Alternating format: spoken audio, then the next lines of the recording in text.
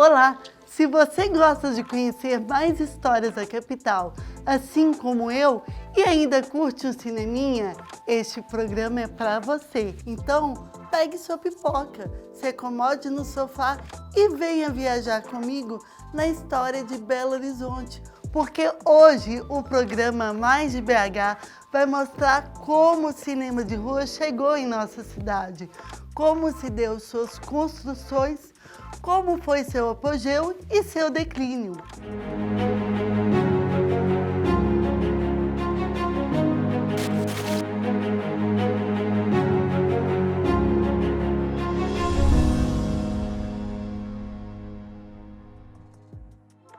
As histórias do cinema e da atual capital mineira acontecem quase que de forma simultânea, pois em 1701, o bandeirante João Leite Ortiz se estabeleceu em um povoado mineiro. No ano de 1707, essas terras ganharam o nome de Arraial do Curral del Rei, por terem uma fazenda que guardava os bois destinados a pagamento de impostos ao rei de Portugal. O nome foi mudado após a lei assinada em 1893, que determinou a mudança da capital Vila Rica, atual Ouro Preto, para Belo Horizonte. Em 28 de dezembro de 1895, enquanto a cidade mineira ia ganhando contornos, o Grand Café de Boulevard des Capucines, em Paris, exibiu o primeiro filme da história do cinema. O pesquisador Ataídes Braga, autor do livro Fim das Coisas, as salas de cinema de Belo Horizonte, nos conta um pouco da história dessas produções e projeções. Irmãos Lumière está lá no início do cinema no mundo, né? É importante porque são os pioneiros, são os criadores, né? Os pais inventores do cinema lá em 28 de dezembro de 1895, quando tem a primeira sessão. Hoje já é bastante discutível, já não é mais a primeira sessão pública e nem paga, mas é um senso comum, cânone, é que essa é a data da invenção do cinema como a gente conhece.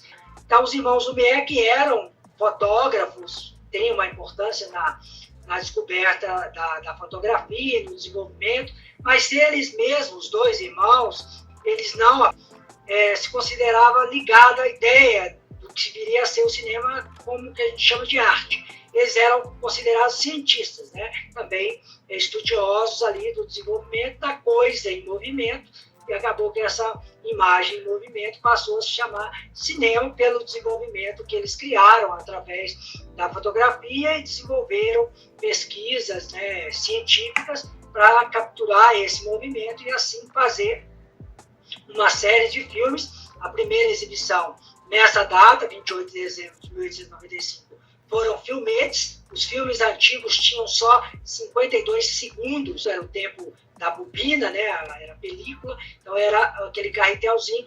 Então a maioria desses filmes eram assim, foram exibidos vários, entre eles, né, os mais famosos, a chegada do trem na estação de La Ciotat e a saída da fábrica, né? São os mais importantes, foram 10 pequenos filmes e teve essa sessão. Mas eles desenvolveram depois vários desses que hoje a gente chamaria, né, quase também de senso comum, de filmes caseiros, né, de filmes muito ligados a uma coisa, aspas, primitiva ou artesanal, né, e ficaram um tempo só no cinema e depois também se encantaram com aquela invenção. Mas tem a importância que são os pioneiros e os inventores, né, do chamado da sétima arte. Belo Horizonte se tornou a capital mineira no dia 12 de dezembro de 1897. No ano seguinte, o cinematógrafo foi apresentado na casa do Dr. Hermínio Alves, na Rua Goiás, no centro da capital. Ela era uma caixinha, né, desse tamanhozinho, literalmente uma caixinha com uma haste de 1 metro, 2 metros, e era genial porque era uma caixinha que condensou toda a ideia de capturar o movimento e filmava e virava uma máquina projetora. Então, a ideia do cinematógrafo, a caixinha, era muito genial, porque era realmente muito pequenininha. E se pensar que teve experiências também famosas do Edison, né, nos Estados Unidos, desde 1892, 3, muito antes do cinema, um outro aparelho que chamava kinetoscópio, que era como se fosse uma caixa eletrônica desses bancos, né? Então era uma coisa enorme que as pessoas assistiam individualmente. Por isso o Edison não é o pai do cinema, né? Porque os irmãos Lumière conheceram esse aparelho do Edison lá nos Estados Unidos, uma visita, e contrataram um engenheiro e pediram para fazer, mas com facilidade, porque era para filmar e ser a própria exibidora. Mas era de uma simplicidade, era a corda, né, a manivela, simples, né, mas definitiva. Em 1910, várias produções já eram exibidas em bares, cafés e residência. No Brasil, o pioneiro da sétima arte foi Aristides Junqueira, com o filme Reminiscências, gravado em Belo Horizonte no período de 1909 a 1924.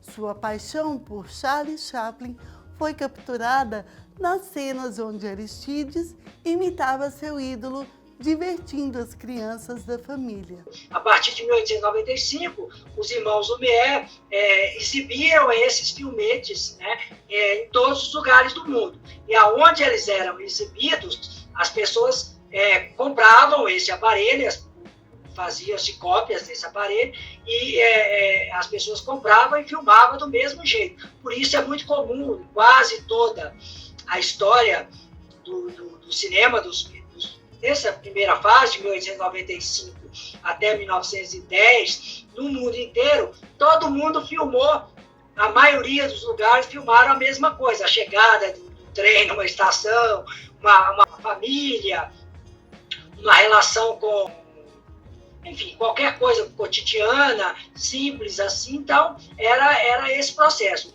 E, na verdade, ele chega já 6, 7 meses depois, no Rio de Janeiro, é o primeiro lugar que o cinematógrafo chega, e só a partir daí, né, depois do Rio de Janeiro, que vai para São Paulo, depois vem para alguns interiores de Minas. Em Minas, o pioneirismo é em Juiz de Fora, e depois chega em Belo Horizonte. Mas aqui, em Belo Horizonte, em particular, a gente vai ter vários cineastas. O pioneiro mesmo aqui é de Ouro Preto, nascido em Ouro Preto, e depois vem para Belo Horizonte, que é o Aristides Junqueira. Filmou muitas cenas familiares, famosas, a reminiscência da família Junqueira, a excelentíssima família Bueno Brandão. Filmou o cotidiano, não só da sua família, mas da cidade, em vários lugares. Também, como todos esses pioneiros, um inventor, também criou a sua própria máquina. Não pegava aquele cinematógrafo e criava uma variação para a sua praticidade, para a sua relação mesmo efetiva. O cinematógrafo é como se fosse um cinema em estado puro.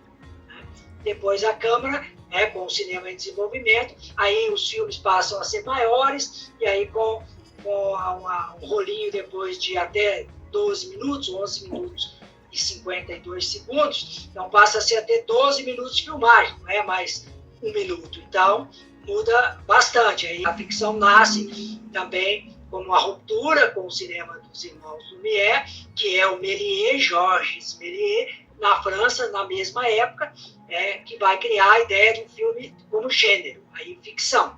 Ele não quer filmar aquela coisa cotidiana, ele quer criar isso em estúdio.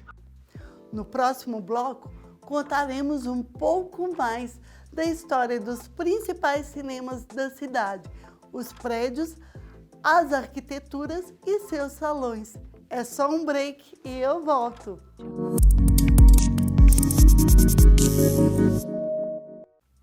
Fala galera, eu sou Karine Alves e estou aqui nos estúdios da TV Promove em parceria com o Canal Universitário de BH, fazendo um bate-papo super bacana com a cineasta Hadi Johanna, ela que é a produtora também do Festival de Cinema de Trancoso.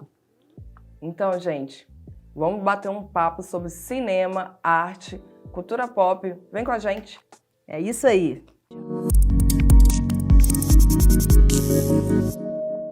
Na cidade mineira, a herança francesa foi percebida no cinema e na arquitetura.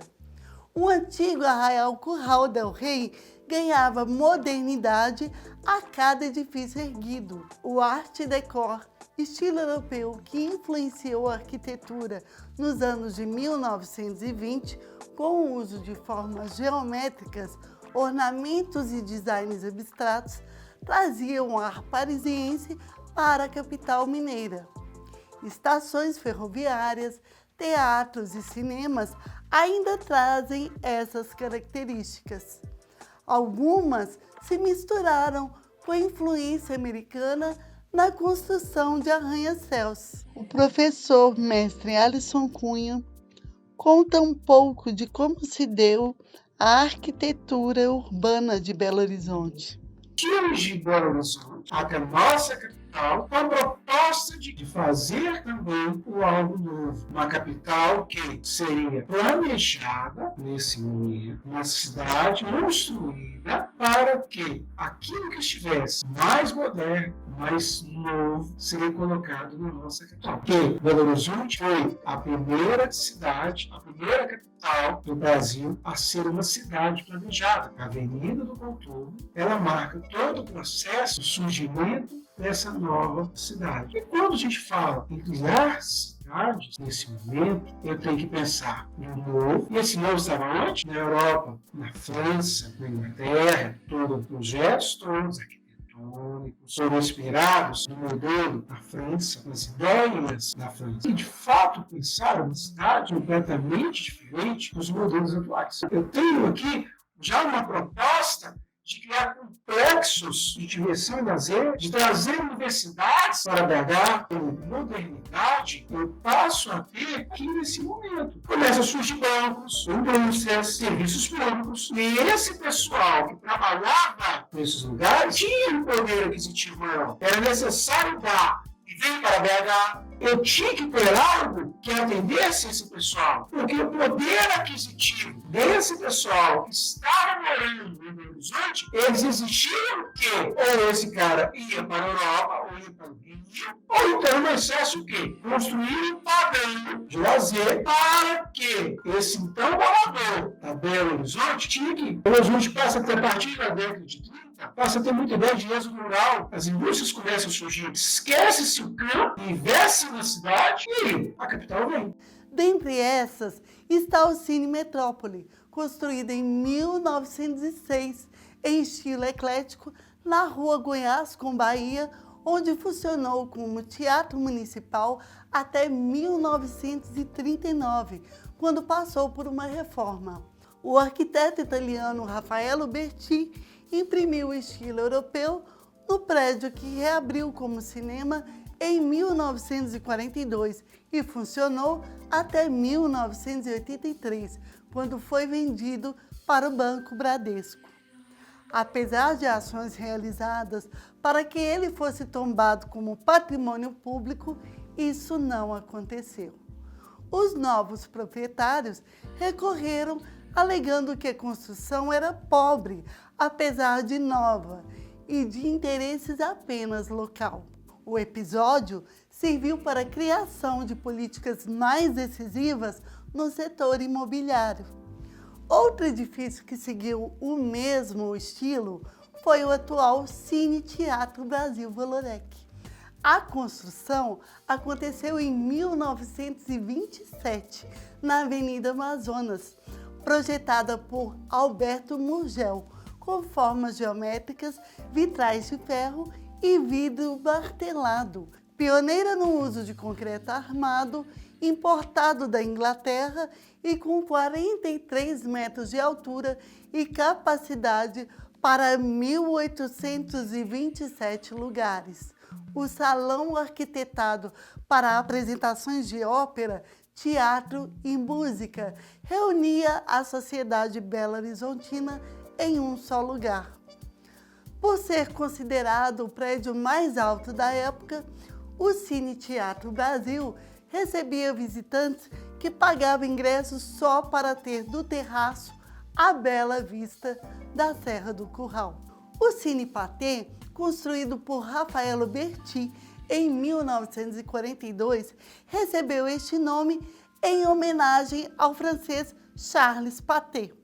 Considerado o mais prestigiado da capital, suas portas abriram em 1948 para a exibição de filmes. Com aproximadamente 944 metros quadrados e com capacidade de 1.000 lugares, na Avenida Cristóvão Colombo, no bairro Savassi, foi reconhecido pela sua modernidade em suas instalações e equipamentos. O Cine Caiaca, desenhado por Luiz Pinto Coelho, teve sua inauguração em 1947, reconhecido por ser o primeiro arranha-céu da cidade, com 130 metros de altura, localizado na Avenida Afonso Pena, com Espírito Santo. O prédio exibe 2 imensas carrancas esculpidas em homenagem à tribo caiaca. A construção ocorreu durante a Segunda Guerra Mundial, com abrigos antiaéreos contra possíveis ataques inimigos. No próximo bloco, você vai conhecer o período do apogeu do cinema de rua e o motivo do seu declínio. Não saia daí, eu volto já. O que eu acho que é importante nesse trabalho é porque ele não se repete, né? São peças praticamente exclusivas. Não tem, por exemplo, eu fiz vários tricôs, eu não tenho nenhum igual. Todos, cada hora, eles estão se comportando de um jeito, né?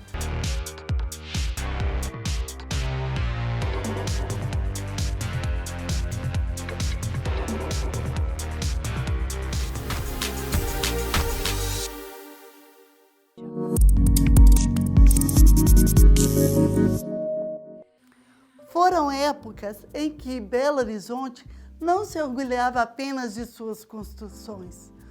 O mineiro Aristides Junqueira se tornou o orgulho da sociedade pelas produções de filmes locais. A sociedade belo-horizontina se desenvolveu em grande estilo e viveu tempos de glória. Entre 1930 e 1999, a cidade teve 200 salas de cinema, onde astros e estrelas de Hollywood eram admirados. Em todos os lugares do mundo, o teatro era um espetáculo anterior ao cinema. Então já existiam salas tradicionais de teatro no mundo inteiro. A sala de cinema tradicional não existia em lugar nenhum do mundo antes de 1904, Belo Horizonte, 1909, no Brasil, 1906. E eram muito exibidos em cafés, em átrios de igreja, nas próprias ruas. Então, por exemplo, o cinema americano, o famoso Nickelodeon, foi, desde as origens, extremamente popular, porque custava 1 cento, né?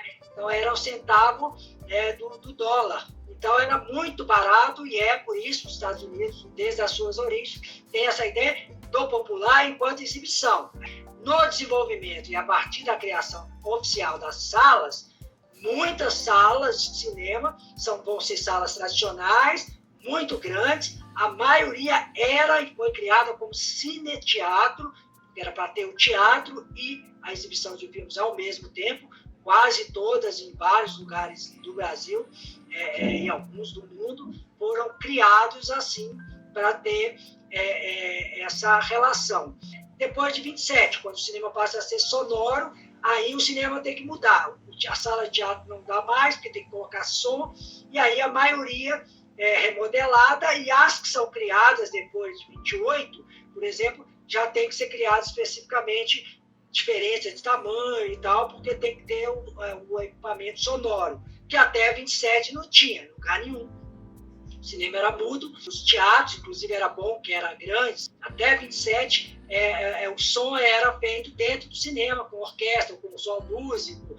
Enfim, tinha várias variações para dar ritmo para as cenas, né, para as sequências lá dos filmes que estavam passando. A partir de 28, com a nova, assim, aí as salas passam a ser não só menores um pouquinho, mas já pensadas para propagar o som né, na sua totalidade. E mais claramente, o cinema, principalmente no Brasil, não era totalmente popular, né, pelo preço, pela exibição. A maioria, o ingresso no Brasil sempre foi muito caro, né, proporcionalmente, então era sempre de uma classe média para classe média, porque também a elite nunca foi público do cinema no Brasil, no mundo em alguns lugares, mas também não é o público. A elite vai à ópera.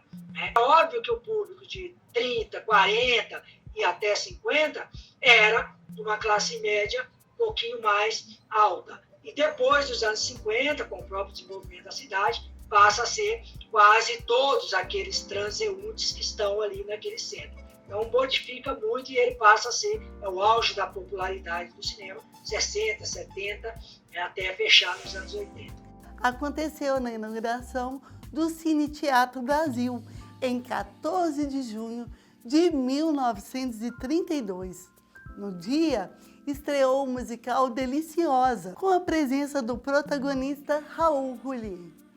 Em 1961, foi a vez de Janet Leigh vir à capital mineira para a divulgação do clássico Psicose, de Alfred Hitchcock. A visita de 3 dias foi marcada por um encontro da atriz com estudantes do IQBEL, uma entrevista à extinta TV Itacolomi e sua presença na estreia do filme no cinema Metrópole. Se você achar lá a inauguração do Cine Brasil, coalhada, em todo mundo, de chapéu, gravata, isso aqui é 1914, julho de 1932, a estreia da Deliciosa. Como você perguntou, com a presença, que é o anúncio Deliciosa, então, com a presença do Raul Juliá, né, que era brasileiro, carioca especificamente, mas que fazia muito sucesso como galã no cinema americano e veio para o lançamento.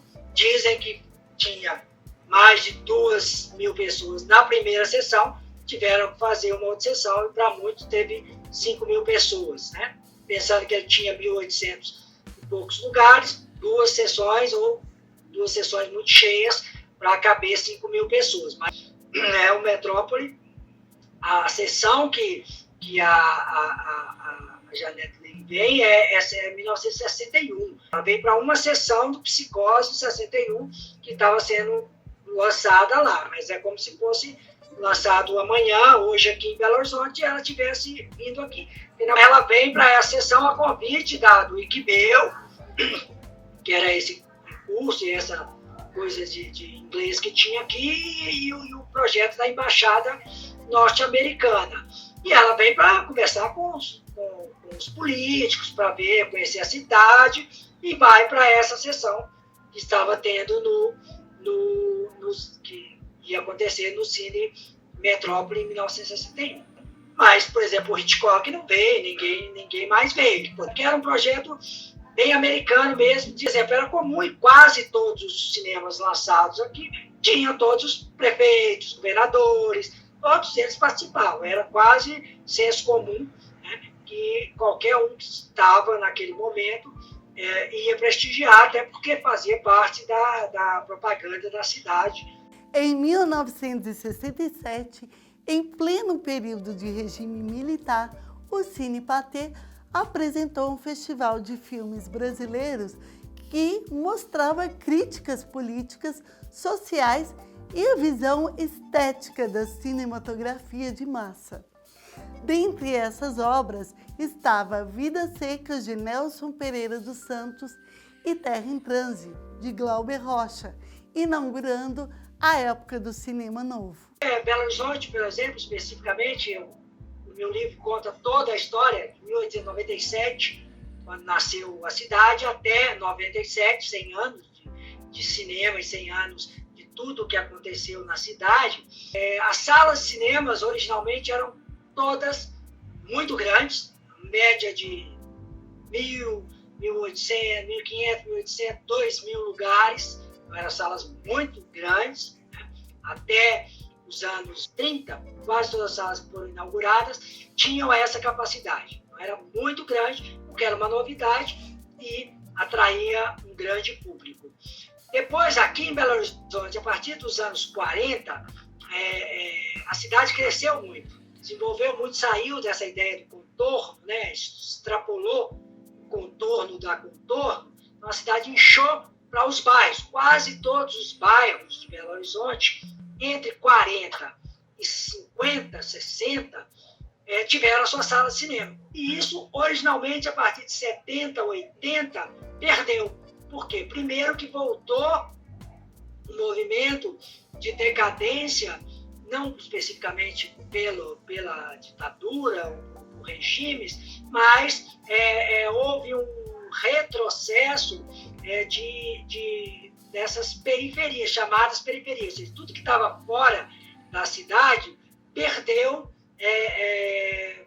perdia público. Pessoas iam trabalhar no centro, iam estudar no centro. Então, os bairros foram ficando só para os mais idosos, para os pais, para as famílias, e o cinema foi decadente como público, foi perdendo essa natureza de um público ali festivo.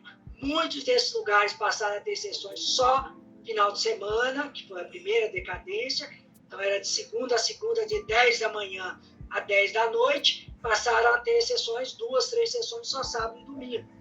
E aí, aos poucos, foram se perdendo.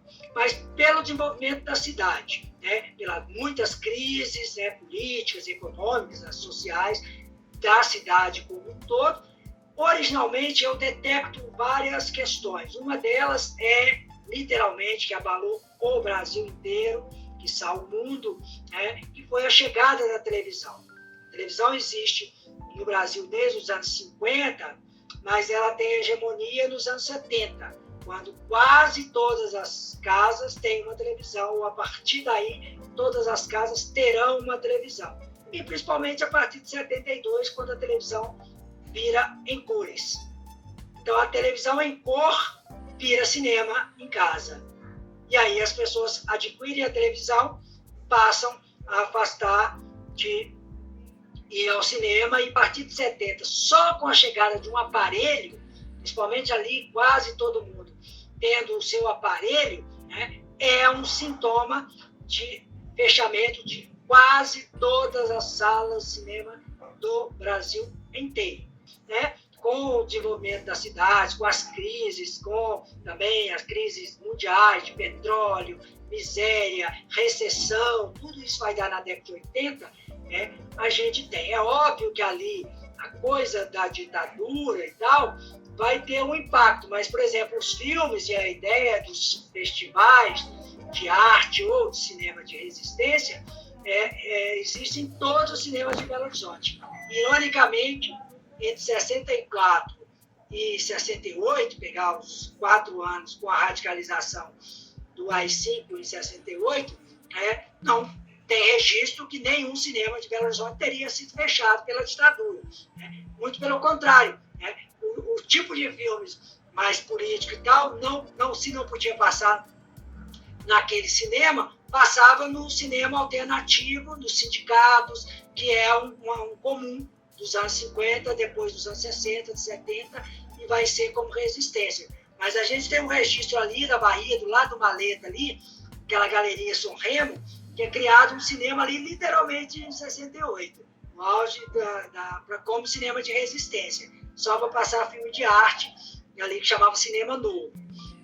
Os cinemas, o Rox, que fechou, que era lá na Augusto Lima, Barro Preto, e o Patê, tradicional lá da Cristóvão Colombo, eles passaram em vários momentos desse período da ditadura, eles passavam os filmes políticos e os filmes que não podiam exibir, mas era pela censura geral do Brasil e não das salas de cinema.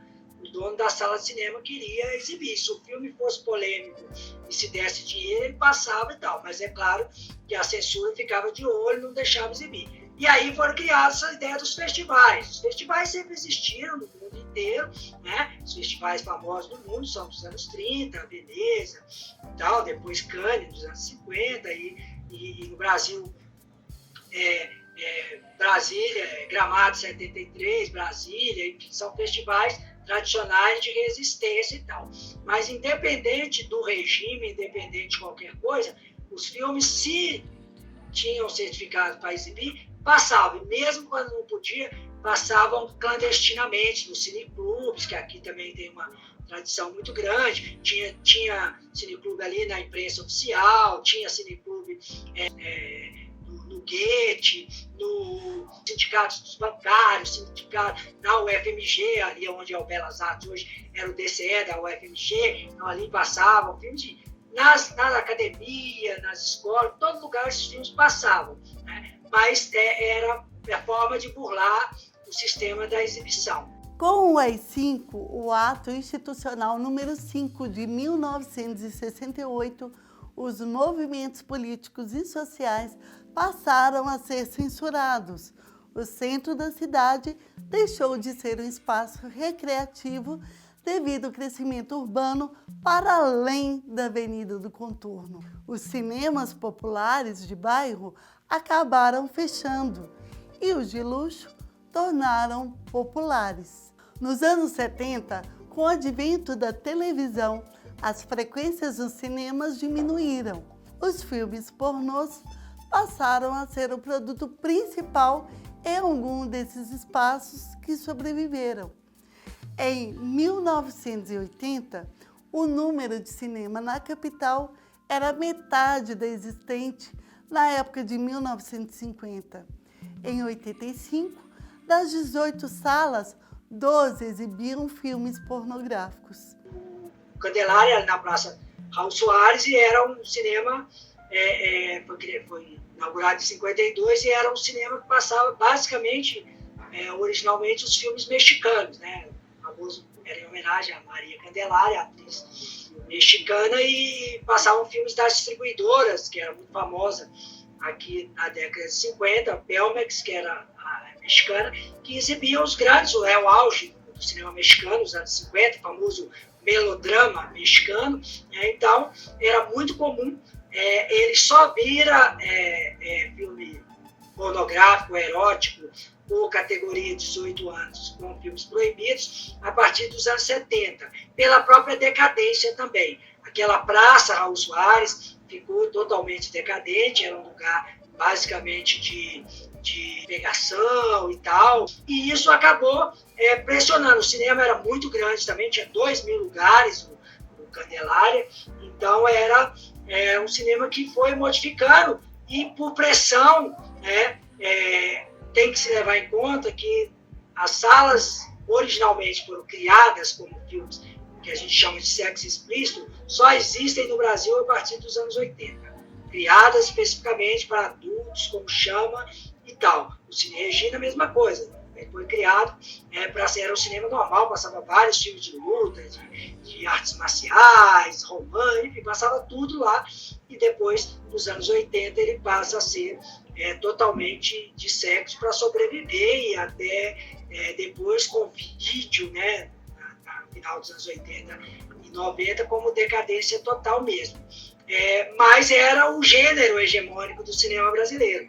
A partir de 69, literalmente, sacanagem, né, o cinema brasileiro passa a criar um gênero que chama pornô chanchada. E a pornô chanchada é hegemônica de 69 até 89, se quiser, com boa vontade, se é que acabou. Não acabou. Existem filmes eróticos e de sexo explícito até hoje em todos os lugares do mundo.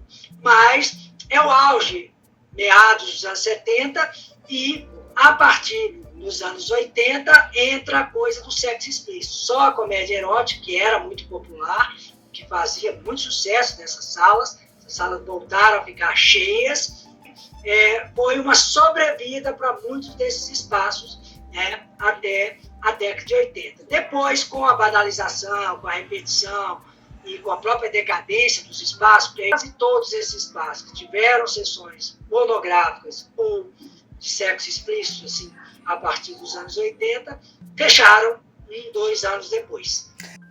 Assim, os projetores e as luzes se apagavam, e esses espaços eram ocupados por igrejas, bancos, clubes e museus. Que a justificativa, eu conversei com todos os exibidores daqui, quando estava fazendo o livro, e perguntei exatamente, por que você fechou esse cinema?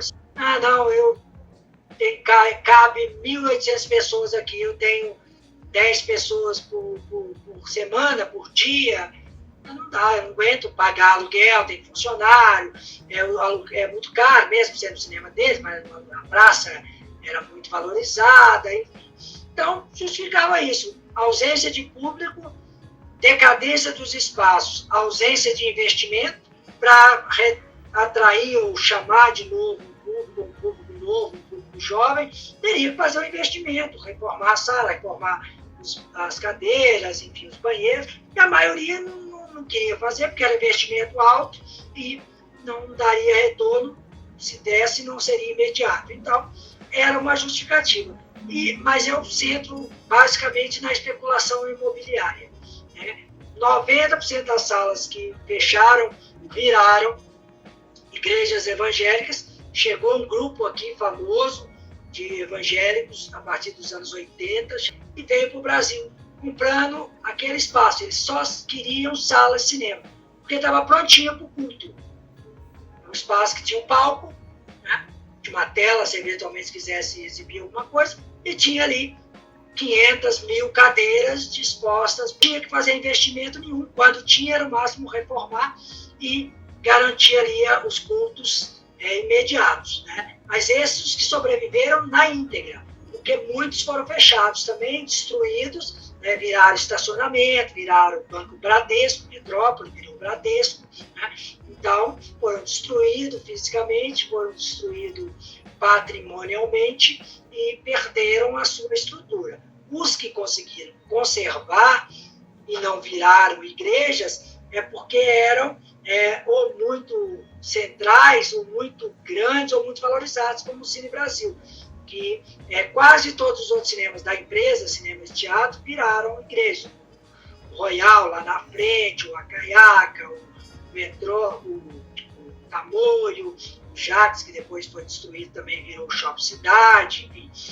Alguns perderam a característica física e outros perderam a possibilidade de virar alguma coisa, igreja. Mas alguns viraram sapataria Elmo, viraram estacionamento, o Patê lá na Savassi virou estacionamento, depois virou a igreja evangélica, depois voltou a ser uma loja de informática.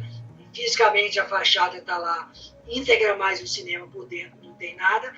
O Brasil sobreviveu, o Paládio sobreviveu, portanto puderam ser reformulados e tiveram uma sobrevida como outros espaços culturais, né? Mas não cinema como era.